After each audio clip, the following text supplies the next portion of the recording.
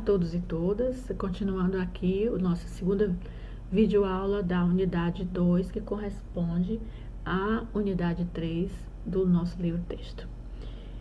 Eu falei sobre uma tipologia de pesquisa e agora vamos falar um pouquinho sobre a pesquisa quantitativa e qualitativa, que nós já mencionamos em alguns momentos aqui na nossa videoaula. A pesquisa quantitativa, voltando para a questão do positivismo, ela é uma pesquisa, como o próprio nome está remetendo à ideia, é uma pesquisa que trabalha com dados quantitativos, dados mensuráveis, dados que de fato possam quantificar os fenômenos, não é? Então, aqui o livro na página 53, ele dá até alguns exemplos de pesquisa quantitativa. Na administração financeira, por exemplo, é o estudo de padrões de comportamento no preço de ações. É uma pesquisa quantitativa, né? Na área de psicologia, testes escritos ou desenhos para descrever padrões de comportamento.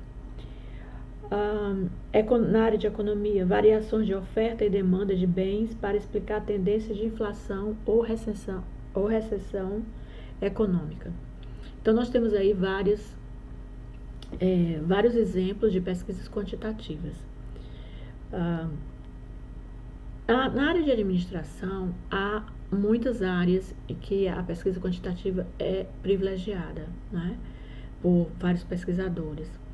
Mas também a pesquisa quantitativa ela tem cada vez mais tido espaço, né, na área da administração. Por exemplo, na área do marketing, eu já vi várias pesquisas qualitativas bem interessantes. Eu tive uma amiga que ela teve uma orientanda que defendeu uma dissertação de mestrado e que ela trabalhava o tema sobre sensações que as pessoas tinham em cenários temáticos. Por exemplo, um restaurante que imita como se você estivesse numa floresta. Aqui em Fortaleza nós temos um restaurante assim, você chega, tem um barulhozinho de água, por causa de uma fonte, às vezes até canto de pássaros, eles colocam assim, às vezes o chão é terra batida, você senta numa mesa que é assim, um banco comprido, né? E ao seu redor você vê assim, bastante elementos que remetem à floresta. Então, o que o cliente sente ao estar num ambiente temático? Ou às vezes restaurantes também estrangeiros, você sente que está no Oriente Médio, com muitos tapetes, que os garçons são vestidos caracterizados pela vestimenta daquela região do mundo, a comida temática, não é? A comida árabe, libanesa.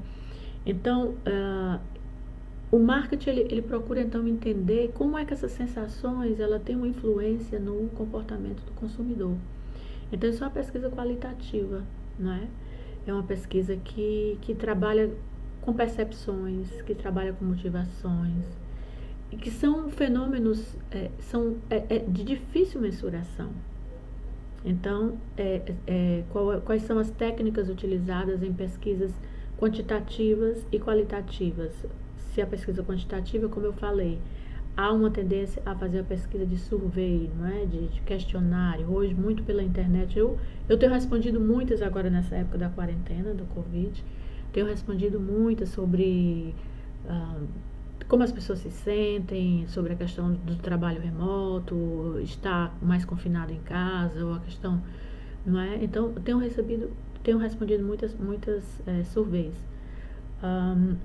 E a pesquisa qualitativa, ela exige uma outra abordagem, né? Uma abordagem mais de entrevistas semi-estruturadas ou entrevistas não estruturadas, onde há um diálogo, uma conversa.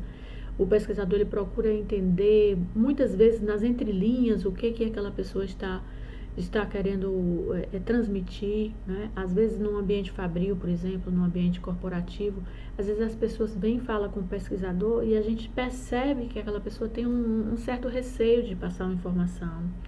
Isso tudo o momento que o pesquisador está ali com com a pessoa, né, com o entrevistado, é um momento também de descoberta dessas questões que de outra forma passariam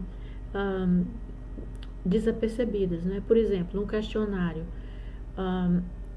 Muitas vezes a pessoa que vai responder um questionário, na internet não é permitido, mas se você pega o questionário manual, as pessoas podem olhar todas as questões e também, dependendo do tempo de preenchimento, quando da metade para o fim, a pessoa pode se sentir desmotivada de continuar e marcar tudo. Uma vez uma pessoa me disse assim, chegou um questionário desse para mim, eu mandei minha filha preencher, né? Então, assim, você perde o controle de como esses dados foram realmente trabalhados, né? Então, a pesquisa Quant e Quali, ela tem cada uma suas características, dependendo também da intenção do pesquisador, né? do problema de pesquisa, o que ele quer pesquisar, né?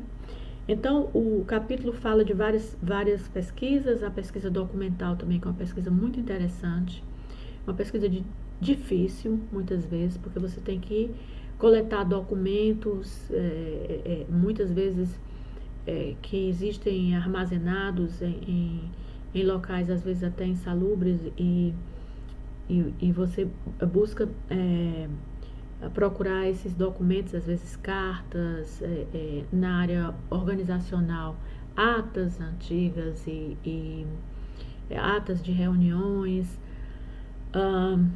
documentos organizacionais de vários tipos, né? E é uma pesquisa também bastante importante em alguns temas de pesquisa, né? O estudo de caso, ele é das tipologias de pesquisa mais queridinhas na área de administração, porque é rápido e fácil de fazer. Então, muitas vezes o aluno, ele quer fazer uma pesquisa mais elaborada, mas falta o tempo. Vocês aí no curso de especialização, muitos de vocês trabalham. Eu já tenho participado de bancas de alunos e alunas que fazem a pesquisa no seu próprio ambiente de trabalho, tem esse olhar privilegiado do contexto que estão trabalhando. Não é isso, é muito bom, né? Mas às vezes a pessoa não tem acesso a um determinado local que a pessoa gostaria de trabalhar e isso se torna um entrave muitas vezes para uma pesquisa mais elaborada, com muitas unidades de análise. Então, o estudo de caso, ele é bem interessante. No mundo corporativo, a gente usa demais nas organizações, né? Uma organização de prestação de serviços, hospitalar, né? Ou uma fábrica, ou uma organização pública, de diversos níveis, né? Pode ser uma prefeitura, né? Nível municipal, estadual, federal. Tem várias organizações governamentais para se pesquisar. Então, muitos alunos escolhem fazer um estudo de caso, que é escolher uma unidade de análise e ali fazer um estudo aprofundado sobre aquele tema em questão, né? Então, o estudo de caso, ele pode ser intrínseco, que o estudar ali não pode ter generalizações, mas ele agrega ao conhecimento científico o conhecer um pouco daquela organização, né? Por exemplo, na Universidade Federal, né, que eu trabalho, nós temos os técnicos administrativos concursados e nós temos os terceirizados. Então, é uma dinâmica diferente, né, de cada um dos dois segmentos. Então, o funcionário que está ali naquela organização, ele tem esse olhar privilegiado em relação ao outro, que é o seu colega que não é concursado, né? Então, muitas vezes, um estudo de caso de um setor organizacional que mostra dois segmentos diferentes é bem interessante. Então, o estudo de caso pode ser apenas instrumental, ele apenas agregar mais informações para um estudo mais amplo. E pode também ser um estudo de caso múltiplo, né? O que a gente chama coletivos.